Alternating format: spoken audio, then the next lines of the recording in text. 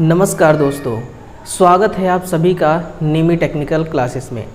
आज एक बहुत ख़ास जानकारी के साथ मैं आप सभी के साथ रूबरू हो रहा हूं और वो ख़ास जानकारी है कि भाई जिन जिन बच्चों का PGCEL की तरफ से कॉल लेटर आ चुका है ना, कॉल लेटर आ चुका है और जिस दिन आपका ट्रेड टेस्ट होने वाला है, DV होने वाली है ना, उस दिन आपको जो एक फॉर्मेट है ना, जो PGCEL के तरफ से उनके तरफ से एक जो रिज्यूम का जो फॉर्मेट तैयार किया गया है, उस फॉर्मेट को आपको हाथ से लिख करके, हाथ से भर करके है ना, उसको लेकर के साथ में जाना होगा जिस दिन आपका डॉक्यूमेंट वेरिफिकेशन होगा, ट्रेड टेस्ट होगा।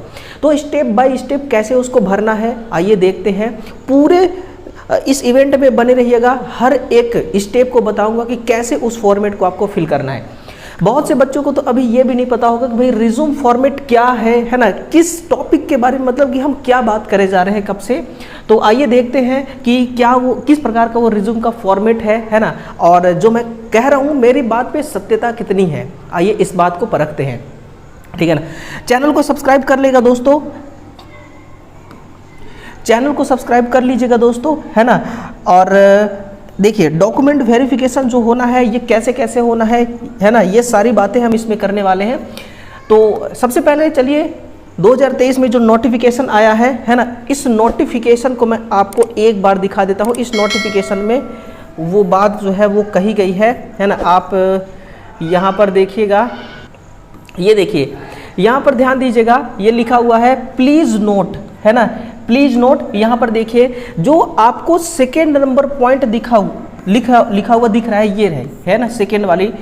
Candidates engaging scribe are also required to downloaded and fill up to scribe declaration form available. यानी कि ये जो स्क्राइब डिक्लेरेशन फॉर्म है जिसको हम रिज्यूम फॉर्मेट की बात कर रहे हैं, ये कहाँ पर मिलेगा, ये आपको अवेलेबल मिलेगा इम्पोर्टेंट फॉर्मेट सेक्शन, जो कि PGCEL का जो इनका ऑफिशियल वेबसाइट है वहाँ पर मिलेगा, है ना। वहीं से आपको इस फॉर्मेट को डाउनलोड करना होगा और डाउनलोड करके इसको हाथों से भर करके दोस्तों इसको ले जाना होगा जहाँ पर आपका ट्रेड टेस्ट होने वाला है ना। तो ये बाकायदा लिखा हुआ है, आपने भले ही इस पर फोकस ना किया हो, आपने भले ही इस पर ध्यान ना दिया हो, है ना, लेकिन जो फुल नोटिफिकेशन होता है इस पर सब कुछ लिखा हुआ होता है।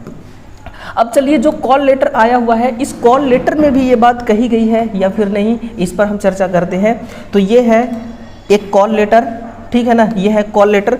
कॉल लेटर के यहाँ पर जब आप आएंगे तो यहाँ पर डिटेल मेंशन्ड है। देखिए ऑप्शन नंबर 2 को देखिए, copy of online application resume downloaded from power grid के वेबसाइट जो है वहाँ से डाउनलोड करना है। कैंडिडेट जिस पेज से लॉगिन होंगे वहाँ से पावर ग्रिड के वेबसाइट में कैंडिडेट जो है लॉगिन होना है और लॉगिन होकर के ये जो रिज्यूम है, ये जो फॉर्मेट है, इसको डाउनलोड करना है ना। अब डाउनलोड होने के बाद वो जो आपको फॉर्मेट है वो किस तरह का है ना, उसको देखिए। सारी चीज़ें एक एक चीज़ क्लियर कर रहा हूँ, इसके बाद आगे बढ़ रहा हूँ, है ना।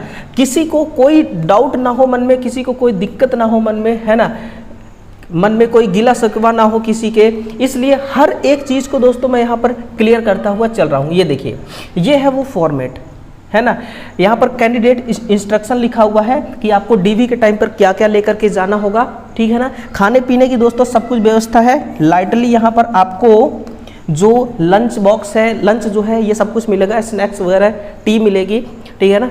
तो इसके बारे में अभी अपन बात नहीं करेंगे, हम किसके बारे में बात करेंगे, ये रही वो फॉर्मेट। ये देखिए ये टोटल फॉर्मेट है, बहुत बड़ी फॉर्मेट है दोस्तों, है ना। समझ में नहीं आ रहा है दोस्तों को कि कैसे इसको भरा जाएगा, तो आइए देखते हैं स्टेप बाय स्टेप कैसे इसको फिल करना है आपको, है ना। इसको भर करके ले करके जाना है आपको साथ में, ठीक है, इसलिए इसको आपको ध्यान से देखना बहुत ज़्यादा ज़रूरी है, ठीक। अब आ जाइए अपने इस फॉर्मेट की तरफ, ठीक। थोड़ा सा वीडियो लंबा बनेगा लेकिन कंप्लीट देखिएगा, कंप्लीट वॉच करिएगा, फुल टू इन्फॉर्मेशन के साथ जाइएगा, है ना। देखिए सबसे पहले आपको क्या करना है, पोस्ट अप्लाइड, किस पोस्ट के लिए आपने अप्लाई किया था, junior training technician JTT। Post ID क्या था, 357 था शायद, है ना, इलेक्ट्रीशियन का, जो भी होगा वो भरिएगा। एप्लीकेशन नंबर यहाँ पर आपको डालना है ना। रोल नंबर यहाँ पर आपको डालना है इस प्रकार से। रोल नंबर डालने के बाद अब आ जाइए पॉइंट नंबर फर्स्ट में, ऑप्शन नंबर फर्स्ट में है पर्सनल डिटेल्स। पर्सनल डिटेल्स में आपसे क्या क्या मांगा जा रहा है? पहली बात, नाम आपको डालना है यहाँ पर, फुल नाम, वो भी कैपिटल लेटर में। जैसे कि मेरा नाम है विजय, है ना, ये मेरा क्या है, कैपिटल लेटर में नाम है, फुल नाम डालिएगा। फिर फादर का नाम डालना है यहाँ पर। अगर कोई लेडीज है या फिर कोई फीमेल है ना, तो वो अपने हस्बैंड का नाम डाल सकती हैं अगर उनका ब्याह हो गया है तो। अगर नहीं हुआ है तो पिताजी का नाम डालेंगे। फिर अपने मदर नाम डालेंगे, है ना। डेट ऑफ बर्थ डालना है आपको। मैरिज का, है ना, मैरिटल स्टेटस डालना है, ठीक। मैरिटल स्टेटस डालना है। फिर स्टेट ऑफ डोमिसाइल, आप कहाँ के रहने वाले हैं। रिलीजन डालना है ना, हिंदू है, मुस्लिम है, क्या है। अगर आप PWBD हैं, अगर है मतलब कि फिजिकल हैंडीकैप्ड है, तो यहाँ पर यस और नो का ऑप्शन है, इसको क्लिक करिएगा, ठीक। फिर यहाँ पर बोल रहा है जेंडर चूज करने के लिए, जेंडर चूज करिएगा। नेशनलिटी, है ना, मदर टोंग्यू, इसका मतलब यह है कि मातृभाषा आपका क्या है, हिंदी है, इंग्लिश है, क्या है, बंगाली है, उड़िया है, तो अपना मातृभाषा डालना है। कैटेगरी सिलेक्ट करिएगा, है ना, general, ST SC OBC NCL EWS option है यहाँ पर। फिर है आपका अगला है कि इफ़ PWBD, यदि आप फिजिकल हैंडीकैप्ड हैं तो प्लीज़ निर्दिष्ट कीजिए अपना कैटेगरी। आप HI के हैं, VI हैं, LD CP DV, है ना, AA and LC ID MD multiple, है ना, क्या है, आप यहाँ पे डिस्क्राइब्ड स्पेसिफाई, यानी कि यहाँ पर निर्दिष्ट आपको करना होगा, बताना होगा। खानों में ऐसे टिक मार्क लगा दीजिएगा पेन से, ठीक है। आगे फिजिकल हैंडीकैप्ड है, किस कैटेगरी के हैं, वो चीज़ यहाँ पर आपने कर दिया है। फिर इफ़ येस स्पेसिफाई, अगर आप हैं इनमें से तो आप इसको निर्दिष्ट कीजिए, इनमें से क्या है, आप मुस्लिम हैं, सिख हैं, है ना, और क्या क्या दिया है, ये देखिए बहुत सारे हैं, जैन है, बुद्धिस्ट है, ठीक है ना। तो अगर आप इनमें से कोई सा भी धर्म के हैं तो आप यहाँ पर निर्दिष्ट कीजिए, यानी कि यहाँ पर चेक मार्क टिक कीजिए। फिर लैंग्वेज के बारे में पूछा गया है ना। लैंग्वेज में आपको यहाँ पर हिंदी डालना है, ठीक है ना, हिंदी, इंग्लिश, ठीक है, जो होता है लैंग्वेज। और यहाँ पर बोला है कैन स्पीक, क्या आप हिंदी बोल सकते हैं, है ना, लिख सकते हैं। यहाँ पर बोला है कैन स्पीक, यानी कि बोल सकते हैं। कैन रीड, लिख सकते हैं। कैन राइट, क्या आप लिख सकते हैं, ठीक है ना। राइट यानी कि लिखना हो गया, पढ़ना हो गया और बोलना हो गया, है ना। तो आप जो लैंग्वेज आप ये तीनों काम कर सकते हैं, उस लैंग्वेज को यहाँ पर लिखेगा और यहाँ पर चेकआउट करना है आपको, ठीक है। अब आ जाइए, नेक्स्ट है कि फैमिली पर्टिकुलर्स, यानी कि पर्टिकुलर फैमिली का नाम डालना है। 1 2 3 4, आपके फैमिली में जितने लोग होंगे, 4 से ज़्यादा आप नहीं डाल सकते, 4 ऑप्शन ही दिया है। इनके साथ रिलेशन क्या है और इनका पर्टिकुलर एज क्या है ना, ऑक्यूपेशन क्या है, यानी कि इनका व्यवसाय क्या है, करते क्या है, कृषि करते हैं, खेती किसानी करते हैं, या फिर किसी संगठन, किसी PSU ऑर्गेनाइजेशन में एम्प्लॉय है, ठीक है ना, क्या कर रहे हैं, क्या नहीं कर रहे हैं, वो चीज़ इनका यहाँ पर डालना है। फिर आपको अपना यहाँ पर कैंडिडेट्स का सिग्नेचर, है ना, कैंडिडेट्स का यहाँ पर क्या करना है, सिग्नेचर लिखना है, डालना है। अब नेक्स्ट आपका क्या है इस फॉर्मेट का कि कॉन्टेक्ट डिटेल्स, अपना कॉन्टेक्ट डिटेल्स डालना है, एड्रेस, है ना। मेलिंग यहाँ पर लिखा हुआ है और यहाँ पर है परमानेंट। ध्यान से सुनिए, मेलिंग का मतलब होता है कि भाई डाक का पता, आप यहाँ पर डाक का पता लिखिए, ये रही डाक का पता लिखने के लिए जगह, ठीक है ना। फिर टेलीफोन नंबर लिख दीजिए, ईमेल आईडी लिख दीजिए। ये है परमानेंट एड्रेस लिखने के लिए, तो यहाँ पर आप अपना परमानेंट एड्रेस लिखिए, मोबाइल नंबर डालिए, अल्टरनेटिव ईमेल आईडी डालिए, है ना। एक तो अपना पर्सनल डालिए और एक अल्टरनेट डालिए, है ना। हो सकता है पिताजी चलाते हो आपके, तो फादर का अल्टरनेट की जगह पे डाल दीजिए ईमेल आईडी, है ना, मदर का, या फिर अपने से बड़े भाई जो हैं उनका डाल दीजिएगा, ठीक है ना। ऐसे लोगों का डालना है कि अगर उस पर किसी प्रकार का कोई मैसेज जाता है ना, तो उस मैसेज का मतलब वो इंसान समझ सके, ऐसे लोगों का अल्टरनेट यहाँ पर ईमेल आईडी डालना है। तीसरा है क्वालिफिकेशन डिटेल्स, है ना, please fill from 10th onward, qualification डालिए यहाँ पर, है ना। फिर स्पेशलाइजेशन, डिसिप्लिन, किस डिसिप्लिन से आपका ये क्वालिफिकेशन है। इंस्टीट्यूट, कॉलेज, किस इंस्टीट्यूट, संस्थान या फिर कॉलेज से आपने ये क्वालिफिकेशन कंप्लीट किया। यूनिवर्सिटी, बोर्ड का नाम डालिए।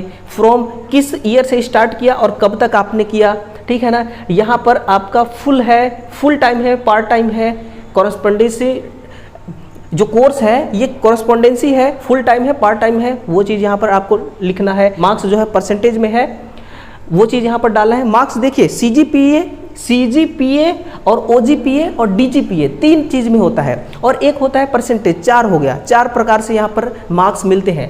तो यहाँ पर सीजीपीए और परसेंटेज 2 का ही ऑप्शन है, ठीक है। डिवीजन क्लास किस श्रेणी में है और किस डिवीजन में है, वही बात हो गई। ये चीज़ आपको फुल टू इन्फॉर्मेशन के साथ भरना है, किसी भी चीज़ को गलत नहीं करना है मेरे भाई, है ना।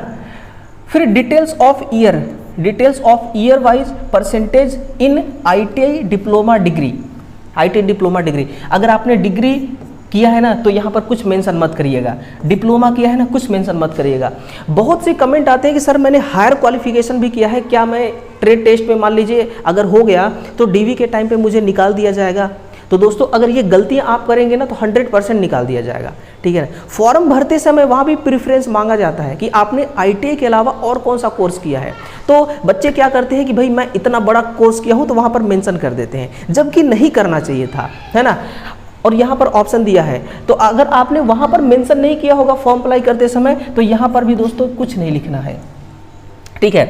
फिर ITI का ईयर बाई आपने एग्जाम दिया है तो ईयर बाई, सेमेस्टर बाई दिया है तो सेमेस्टर बाई, है ना। यहाँ पर आपको फर्स्ट में कितना परसेंट मिला, सेकेंड में, थर्ड में, फोर्थ में, फिफ्थ हो गया और सिक्स्थ, है ना।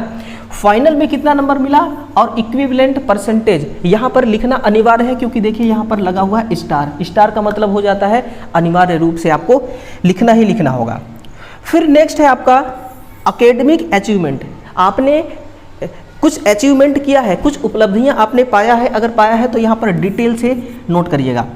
फिर रिसर्च, आपने अपने जीवन में किसी चीज़ के बारे में, किसी टॉपिक के मतलब किसी भी काम के बारे में रिसर्च किया है या फिर कोई पब्लिकेशन किया है, अगर किया है तो एनी इफ, है ना। अगर किया है तो फिर यहाँ पर लिखिए, यहाँ पर आपको डिटेल्स है इसके बारे में 4 शब्दों में लिखना है, ठीक है ना।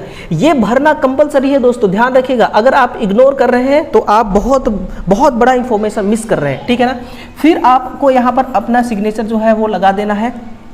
मेजर प्रोजेक्ट किस प्रोजेक्ट में आपने अप्रेंटिसशिप किया है ना, वो चीज़ आपको यहाँ पर लिखना है। यानी कि मेजर प्रोजेक्ट का मतलब कंपनी का नाम लिख दीजिएगा, है ना। ऑर्गेनाइजेशन का नाम फिर से यहाँ पर लिखना है। ड्यूरेशन फ्रॉम टू, कब से कब तक, ब्रीफ, है ना। उसी प्रकार से यहाँ पर समर ट्रेनिंग इंटर्नशिप, यानी कि ग्रीष्मकालीन में अगर आपने कोई ट्रेनिंग वगैरह लिया है, प्रशिक्षण लिया है, तो उस ऑर्गेनाइजेशन का नाम यहाँ पर डालिएगा, कब से कब तक है वो डालिएगा, फिर ब्रीफ यहाँ पर डालिएगा, है ना। तो ये डिटेल हो गया आपका किसके बारे में, ये डिटेल हो गया अप्रेंटिसशिप के बारे में। लेकिन अगर आपने अप्रेंटिसशिप किया है तो जरूर लिखिएगा, ये भी ध्यान दीजिए, है ना। अप्रेंटिसशिप किया है लिखिए कि are you presently in employment, कि क्या आप प्रेजेंट टाइम पे यानी कि वर्तमान में कहीं पर एम्प्लॉय है, किसी भी कंपनी में, किसी भी PSU सेक्टर में, प्राइवेट सेक्टर में कहीं पर भी एम्प्लॉय है। अगर एस है तो लिखेगा एस, नहीं है तो लिखेगा नो, है ना। प्लीज गिव इंफॉर्मेशन दिस, मतलब इसी को टिक करने के लिए बोल रहा है। फिर नेम ऑफ ऑर्गेनाइजेशन का नेम आपको यहाँ पर डालना है, ठीक है ना। किस लोकेशन में वो आपका ऑर्गेनाइजेशन है, PSU है कि गवर्नमेंट है, प्राइवेट है, किस पोस्ट पर आप वहाँ पर काम कर रहे हैं वो लिखेगा। एम्प्लॉयमेंट फ्रॉम लिखिएगा, है ना। सिलेक्शन मोड, कैंपस सिलेक्शन से आपका सिलेक्शन हुआ है, रिटन एग्जाम से हुआ है, अदर से हुआ है तो अदर से लिखिएगा, है ना। फिर डिपार्टमेंट बेसिक पे स्केल, है ना, कितना आपको वहाँ पर पैसा मिल रहा है वो पैसा यहाँ पर मेंशन करना है। CTC कितना है मंथली, है ना, वो चीज़ यहाँ पर लिखना है। You are under service bond, है ना, वहाँ पर क्या आप ये जो सर्विस कर रहे हैं, है ना, वहाँ पर नौकरी कर रहे हैं, क्या आप बॉन्ड कि वहाँ पर बॉन्ड का भी सिस्टम है कि आपको इतने साल से पहले नौकरी नहीं छोड़ना है, अगर छोड़ देंगे तो आपको इतना बॉन्ड भरना पड़ेगा। अगर ऐसा सिस्टम है तो यस, नहीं है तो नो, ठीक है। अमाउंट लिखेगा, अगर बॉन्ड है तो अमाउंट लिखेगा, है ना। पीरियड अप टू, कितने समय तक नौकरी आप अगर छोड़ देते हैं, किस समय तक तो आपको बॉन्ड भरना पड़ेगा, वो आपको यहाँ पर टाइम लिखना होगा, फिर है, ठीक है ना। ये चीज़ है। अब आ जाइए यहाँ पर, यह है आपका इंटरेस्ट इन अदर परस्यूट्स, है ना, कि आपकी रुचि किस में है hobbies, extra circular sport activities. अगर आपकी कोई हॉबीज है तो आप यहाँ पर डिटेल दे सकते हैं थोड़ा सा। मेजर स्ट्रेंथ, किस क्षेत्र में आपकी ताकत, आपकी जो कार्य क्षमता है वो ज़्यादा है, वो वहाँ पर लिख दीजिएगा। अगर है तो लिखिए, नहीं तो नहीं लिखिए यार, इतना चिंता करने की बात नहीं है, मैं बता रहा हूँ डिटेल से, है ना। मेजर एरिया, किस क्षेत्र में आपने इम्प्रूवमेंट किया है, वो चीज़ आप लिख सकते हैं। योर ग्रेटेस्ट अचीवमेंट टू फर, यानी कि आपने अपने लाइफ में कितना बड़ा से बड़ा अचीवमेंट किया है, और जो भी अचीवमेंट किया है भैया यहाँ पर सब कुछ लिख दीजिए, 4 शब्दों में लिख दीजिए, ताकि PGCL जो है ये देखिए प्रमोशन में तो ज़्यादा फर्क नहीं पड़ता, लेकिन फर्क कुछ ना कुछ परसेंटेज पड़ता है, ये भी ध्यान रखिएगा, है ना। अगला है कि why do you want to join power grid, ये बोल रहा है कि आप जो है ना पावर ग्रिड को क्यों ज्वाइन करना चाहते हैं। हर इंसान का कुछ ना कुछ टारगेट होता है कि भाई मैं आर्मी में जाऊंगा और देश की सेवा करूंगा, भाई मैं पुलिस बनूंगा, देश की सेवा करूंगा, है ना। वैसे आप पावर ग्रिड में क्यों जाना चाहते हैं, क्यों ज्वाइन करना चाहते हैं, अपना उद्देश्य लिखेगा, है ना। जो भी यहाँ पर आपको लिखना है लिख दीजिएगा। Indicate briefly your suitability for the post, यानी कि अगर आपको ये पोस्ट मिल जाती है तो इस पोस्ट की उपयोगिता क्या है ना, कैसे आप उपयोग करेंगे, उपयुक्तता क्या है, ये चीज़ आपको यहाँ पर लिखना है, ठीक।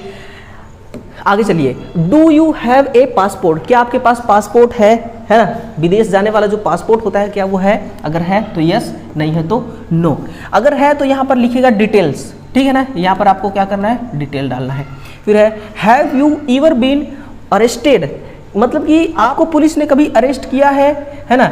Keeped under detention bound by police, क्या आपको पुलिस ने कभी अरेस्ट किया है, अगर अरेस्ट किया है तो क्या आपने कभी बाउंड भरा है, यानी कि जो हम नहीं कहते कि भाई पुलिस चार्ज भी करते हैं ना, गवर्नमेंट कई बार क्या करती है कि सज़ा भी सुनाती है, और सज़ा सुनाने के साथ साथ कुछ हमें बॉन्ड भी भरना पड़ता है ना। तो क्या आपने भरा है, अगर भरा है तो यस, है ना, नहीं भरा है तो नहीं। अरे यार मत ये सब मत करना, यहाँ नो में डालना, ठीक है ना, नौकरी खतरे में आ जाएगी, ठीक है, ये है। फिर हैव यू, नेक्स्ट है कि have you ever been prosecuted, है ना, प्रोसिक्यूटेड फाइंड, यानी कि क्या आपके ऊपर कभी मुकदमा दायर हुआ है, यहाँ पर लिखा है कोर्ट ऑफ लॉ, यहाँ से मुझे भी समझ में आया, वैसे समझ में नहीं आ रहा था कि मतलब क्या आपके ऊपर कभी मुकदमा दायर हुआ है ना, मुकदमा दायर हुआ है, और मुकदमा दायर के दौरान आप पे कोई फाइन चार्ज किया गया है, अगर किया गया है तो यस, किया भी गया होगा ना तो भी मत डालना, आपको नो ही लिखना है, नहीं तो दिक्कत हो जाएगी। अगर है तो यहाँ पर डिटेल डालिए, है ना। Do you suffer from colour binding, है ना, बाइंडनेस, और फिर स्क्यूंट आइड, मतलब कि कई बार होता है ना कि आंखों से आंसू अपने आप निकलते रहते हैं, तो ये वाली प्रॉब्लम तो नहीं है, आंखों में कोई रिएक्टिव एरर तो नहीं है। अगर है रिएक्टिव एरर का मतलब कि प्रकाश जब आंख में पड़ती है ना तो आंख से आंसू निकलने लगते हैं, अगर कोई दिक्कत ऐसा है तो यस लिखेगा, नहीं तो नो लिखेगा, है ना। मैं तो कहूँगा कि नो लिखिए, ठीक है ना। अगर है तो यहाँ पर डिटेल डालना है। अपना आधार कार्ड नंबर जो 12 अंक का होता है वो यहाँ पर लिख देना है, यू, है ना, UID नंबर, आधार कार्ड नंबर, ये नंबर जो है ना लिखना मत भूलना, ठीक है। अब आ जाइए पॉइंट नंबर 6 पर, अदर इन्फॉर्मेशन।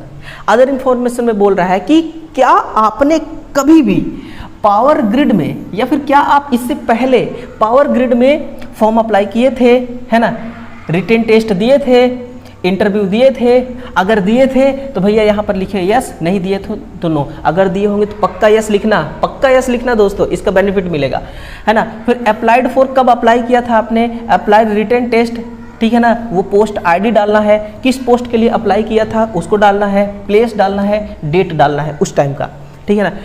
फिर नेक्स्ट है have you applied for any position in any other PSU, government, private organisation, क्या आप किसी दूसरे ऑर्गेनाइजेशन में, जो ऑर्गेनाइजेशन PSU भी हो सकता है, कोई गवर्नमेंट सेक्टर हो सकती है, प्राइवेट सेक्टर हो सकती है, क्या उसमें फॉर्म अप्लाई किए थे आप कभी भी, है ना। तो अगर किए तो भाई यस लिखेगा, नहीं तो नो लिखेगा, थोड़ा सा डिटेल आपको यहाँ पर डाल देना है ना, डिटेल डाल देना है।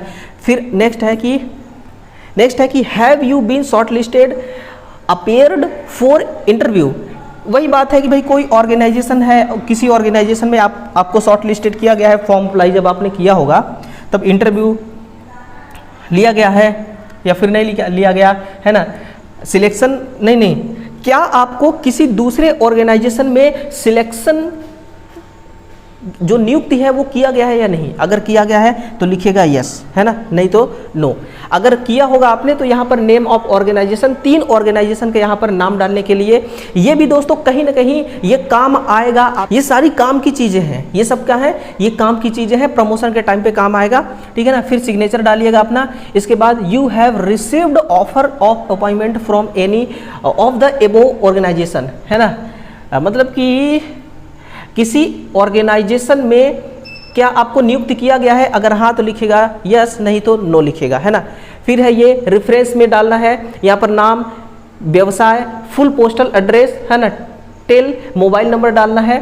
लेकिन उनका 2 लोगों का नाम लिखना है, जो लोग आपका कोई रिलेटिव ना हो, ना ही वो स्टूडेंट हो, है ना। फिर यहाँ पर लिखा हुआ है, फिर यहाँ पर ये 3-4 लाइनें लिखी हुई है। इनका कहने का मतलब, मैं कहते हैं ना 100 बात की एक बात, तो मैं 100 बात की एक बात आपको बता देना चाहता हूँ कि अगर जब आपका डॉक्यूमेंट वेरिफिकेशन होगा तो डॉक्यूमेंट वेरिफिकेशन में कई बार ऐसा होता है कि जो डॉक्यूमेंट को वेरीफाई करता है ना, गलतियां होने के बावजूद भी वो गलतियां वो पकड़ नहीं पाता, है ना। अनजाने में ऐसी गलतियां उसके पास भी हो जाती है कि गलतियों को वो नहीं पकड़ पा रहा है ना, जिसको हम कहते हैं फॉल्स, इनकरेक्ट, है ना, इंटेंशनली सप्रेस्ड, यानी कि किसी भी प्रकार का आपके डॉक्यूमेंट्स में कोई एरर है, कोई त्रुटि है, लेकिन वो त्रुटि नहीं दिख पाया जो चेक करने वाला है। तो ऐसे केस में आपको क्या है कि नौकरी तो मिल जाएगी, लेकिन जब आपको नौकरी मिल जाएगी तब जाकर के कोई एरर आपको मतलब कि विभाग को पकड़ में आया तो उस समय आपको नौकरी से डिस्क्वालीफाई कर सकते हैं, आपको वो नौकरी से हटा भी सकते हैं,